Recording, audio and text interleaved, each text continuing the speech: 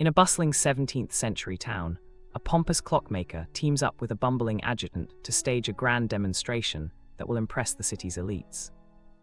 A sneeze from an unsuspecting apprentice rattles the gearwork, sending a cascade of misfired cannons into the square and turning the ceremony into an accidental comedy of clattering chaos. The crowd erupts into laughter as the dignitaries scramble, while the clockmaker insists the sneeze proves the virtue of precision and control. The town instantly adopts the sneeze as a symbol of humble chaos, and Arduet pretends the whole fiasco was planned as a strategic reveal. History remembers it as a misstepped moment that reshaped etiquette and schedule keeping with a smile.